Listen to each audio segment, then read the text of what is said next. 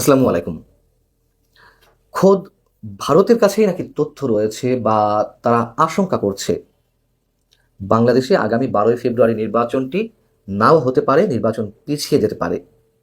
তাদের এই খবরের সত্যতা বা মিথ্যার ছড়াছড়ি কতখানি সেটা যদি বাদও দিই, তারা যদি শুধু আশঙ্কাও করে থাকে, সেই আশঙ্কা যে এই মুহূর্তে বাংলাদেশের অধিকাংশ মানুষের মনের মধ্যে গ্রথিত, সেটি নিশ্চয়ই আমরা একেবারে ডেফিনেট করে বলতে পারি।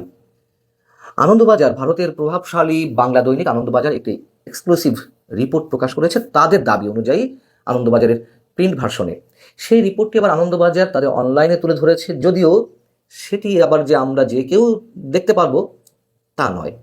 কারণ নির্দিষ্ট একটি অঙ্কের টাকার বিনিময়ে সাবস্ক্রাইব করে তারপর আনন্দবাজারের এক্সক্লুসিভ রিপোর্টগুলো দেখতে হয়। যাই হোক, আনন্দবাজারের এই প্রতিবেদনের শিরোনাম হচ্ছে নির্বিঘ্নে মিটবে কি ভোট সংশয়। এখানে তারা যে আশঙ্কা করছে দুটি বিষয় এর পিছনের কারণ হিসেবে উল্লেখ করা হয়েছে।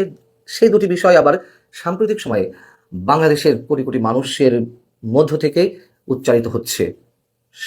সেই দুটি কারণেই তারা সন্দেহ হিসেবে প্রকাশ করছে। তো এই প্রতিবেদনে বলা হচ্ছে, বাংলাদেশে ভারতের হাই কমিশন ও ডেপুটি হাই কমিশনগুলোতে দায়িত্বরত কূটনীতিক ও অন্য আধিকারিকদের পরিবারের সদস্যদের ফিরিয়ে নেওয়ার সিদ্ধান্তের পর বাংলাদেশের আইন শৃঙ্খলা পরিস্থিতি নিয়ে উদ্বেগ প্রকাশ করেছে সাউথ ব্লক, অর্থাৎ ভারতের পররাষ্ট্র মন্ত্রণালয় সহ গুরুত্বপূর্ণ মন্ত্রণালয়গুলো যেখান থেকে পরিচালিত হয় সেটিকে তারা সাউথ ব্লক বলে। এখানে বলা হচ্ছে, মূলত আইন শৃঙ্খলা পরিস্থিতির অবনতির কারণে ভারতীয় কূটনীতিকদের ফিরিয়ে নেওয়ার পর বাংলাদেশের অন্তর্বর্তীকালীন সরকারের মহল থেকে দাবি করা হয়েছে ঢাকায় পরিস্থিতি স্বাভাবিকই রয়েছে। যদিও ভারতও বাংলাদেশের কূটনীতিকরা সেখানে যেভাবে রয়েছে সেভাবে তারা দাবি করে। তো এই বিষয়ে দ্বিমত পোষণ করছে নয়াদিল্লি। ডক্টর ইউনূস সরকার আইন শৃঙ্খলা পরিস্থিতি নিয়ে যে দাবিটি করেছে সেইখান থেকে বাংলাদেশে নির্ধারিত সময়ে নির্বাচন হবে কিনা তা নিয়েও সংশয়ে সাউথ ব্লক। সূত্রের খবর, কূটনীতিকদের পরিবারকে ফিরিয়ে আনার সিদ্ধান্ত আগে থেকেই নেওয়া হয়েছিল, প্রক্রিয়া চলছিলই। মূলত চট্টগ্রামে মিশনে হামলার পরই নিরাপত্তার ঝুঁকি আর নিতে চায়নি নয়াদিল্লি। আগামী 12ই ফেব্রুয়ারি বাংলাদেশে ভোট, তার আগে পরিস্থিতি কোন পথে এগোয় সেদিকে সতর্ক নজর রাখছে বিদেশ মন্ত্রক, অর্থাৎ ভারতের পররাষ্ট্র মন্ত্রণালয়। শেষ পর্যন্ত ভোট নির্ধারিত সময়ে হবে কিনা তা নিয়ে উৎকণ্ঠা এখনো রয়েছে। তো ভোট যে হবে না 12ই ফেব্রুয়ারি বা নির্বাচন হবে না, এই যে আশঙ্কা বা তাদের কাছে যে তথ্য রয়েছে তার পেছনে দুটি কারণ তারা উল্লেখ করছে। বাংলাদেশের মানুষের অনেক ধারণা যে এই নির্বাচনটি দুটি কারণে পেছাতে পারে এবং সেই কারণগুলোই হয়তো মিলে যাচ্ছে, যদি সত্যি তারা তথ্য পেয়ে থাকে বা তারা মোটামুটি নিশ্চিত হয়ে থাকে। তো এই দুটি কারণ কি? এই দুটি কারণের একটি হচ্ছে, ঘুরে ফিরে সেই আইন শৃঙ্খলা পরিস্থিতি ক্রমান্বয়ে খারাপের দিকে যেতে পারে এবং সেটিকে অজুহাত হিসেবে দাঁড় করিয়ে বা বাস্তবতার জায়গা থেকে নির্বাচন যথাসময়ে নাও হতে পারে। এবং যেই কথাটি আমি গত 1 বছর ধরে বলে আসছি প্রিয় দর্শক আপনাদের সামনে, যে এমন কোনো সিচুয়েশন তৈরি হতে পারে বা তৈরি করতে পারে যে কোনো একটি বিশেষ গোষ্ঠী যাতে নির্বাচন পিছানোর জন্য একটা অজুহাত দাঁড় করানো যায়। আরেকটি হচ্ছে কি, আমাদের ভিতর থেকে অনেকেই দাবি করছেন যে না, জামাতে ইসলাম সব শেষ পর্যায়ে এসে নির্বাচন বয়কট করতে পারে, সেটিও তারা মনে করছে। তো আনন্দবাজার যেটি বলছে, বাংলাদেশে নির্বাচন না হওয়ার কারণ যে শুধু সে দেশে হিংসা বাড়িয়ে বানচাল করে দেওয়া, তাও না হতে পারে। মানে এই যে দুটি কারণের সেই প্রথম কারণটি নাও হতে পারে। দ্বিতীয় কারণের জায়গা হিসেবে বলা হচ্ছে রাজনৈতিক মহলের একটি সূত্র বলছে জামায়াতে ইসলামী এখনো পর্যন্ত নিশ্চিত হতে পারছে না সম্মানজনক আসন পাবে কিনা। আওয়ামী লীগ নেই, দেশে শেখ হাসিনা বিরোধী হাওয়া রয়েছে।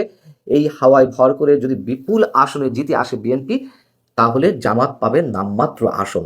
দীর্ঘমেয়াদী রাজনীতিতে তাদের গৌণ হয়ে যাওয়ার আশঙ্কা রয়েছে। মানে বাংলাদেশ স্বাধীন হওয়ার পর এমন রমরম অবস্থায় তো জামাত আর কখনো ছিল না, এটা তো সত্য কথা। মনে হচ্ছে তারাই দেশ স্বাধীন করে নিয়েছে, তারাই রাজত্ব করছে, তারা যা বলবে তাই হবে। বিষয়টা তো এরকমই দাঁড়িয়ে গেছে। তো বিজেপি সরকারের, ভারত সরকারের বরাত দিয়ে, বিশ্বস্ত সূত্রে বরাত দিয়ে আনন্দবাজার বলছে, আওয়ামী লীগ ময়দানের বাইরে জামাত ও ভোট থেকে নিজেদের প্রত্যাহার করলে, যেটা বলছিলাম শেষ পর্যায়ে যদি বয়কট করতে পারে বা বয়কট করে, সেক্ষেত্রে সবাইকে নিয়ে নির্বাচনের ছবিটি ভেস্তে যাবে। মানে এমনিতেই তো আওয়ামী লীগ নেই, জামাত থাকবে না, জাতীয় পার্টি নির্বাচন করতে পারবে কিনা এখনো সন্দেহযুক্ত। আওয়ামী লীগের সমমনা যে দলগুলো তারাও নির্বাচনের বাইরে। তো এই জায়গায় এক বিএনপি আর ছোটখাটো দুই একটা দল নিয়ে আসলে সেই নির্বাচন হলে অবশ্যই আন্তর্জাতিকভাবে প্রশ্নের মুখোমুখি হবে, এবং সেই নির্বাচন টিকবে কিনা সেটা তো অনেক বড় প্রশ্ন। এবং যদি তাই হয় সেক্ষেত্রে ইউনূস সরকার ভোট পিছিয়ে দিতে দ্বিধা করবে না, কারণ বিষয়টি তাদের জন্য মন্দ নয় বলে মনে করা হচ্ছে। এটিও বাস্তবতার জায়গা থেকে অনেকে মনে করছে। যেমন গণভোট নিয়ে সরকারের পক্ষ থেকে যা শুরু হয়েছে, হ্যাঁ এর পক্ষে যেভাবে সব ধরনের আইনগত ভিত্তি বা নৈতিক ভিত্তির সব কিছুর ঊর্ধ্বে উঠে যেভাবে প্রচারণা চালাচ্ছে, তাতে করে অনেকে মনে করছেন হ্যাঁ যদি জয়যুক্ত হয় গণভোটে, তাহলে এই যে নির্বাচিত সংসদ সেটি প্রথম 6 মাসের জন্য গণপরিষদ হিসেবে কাজ করবে, সংবিধান পরিবর্তন, সংশোধন, সংস্কার ইত্যাদি ইত্যাদি। তো সেক্ষেত্রে সেই সময় পর্যন্ত ডক্টর ইউনূস সরকার বহাল তবিয়তে চলবে, এবং ওই 6 মাস আসতে আসতে মানে 6 মাস পূরণের সময়টি আসতে আসতে এর আগে আরও নানান ধরনের খেলা শুরু হয়ে যেতে পারে। সেক্ষেত্রে এই সরকারের মেয়াদ আরও বাড়তে পারে। সেসব জায়গা থেকে এই ব্যাখ্যাগুলো আনন্দবাজার দাঁড় করিয়েছে সে দেশে পররাষ্ট্র মন্ত্রণালয়ের সূত্র দিয়ে।